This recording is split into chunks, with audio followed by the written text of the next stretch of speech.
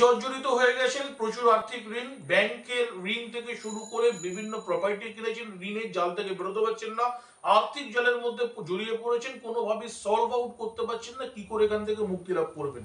মুক্তি লাভের উপায় কি রয়েছে? কারণ আপনার যে ঋণ হবে সেটাও পূর্ব নির্ধারিত, কারণ আপনার কালপুরুষের রাশি চক্রে বা লগ্ন চক্রতে সেটা ইন্ডিকেট করছে যে আপনার কতটা মাত্রা ঋণ হতে পারে।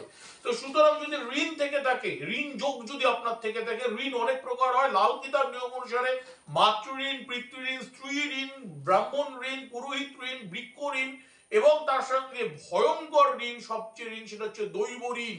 যদি এই প্রকার ঋণ যোগ আপনার লগ্ন চার্টে থেকে থাকে, সেই লগ্ন চার্ট থেকে আপনি ঋণ যোগ থেকে মুক্তি লাভ কি করে করবেন?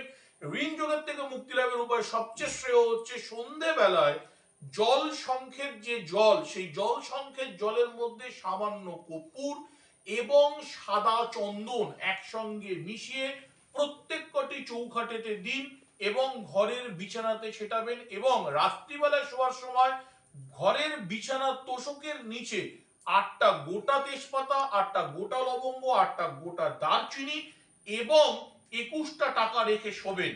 পরের দিন সেই 21 টাকা যে কোনো শিব মন্দির বা কালী মন্দিরেতে, শক্তি মন্দিরে দান করে দেবেন।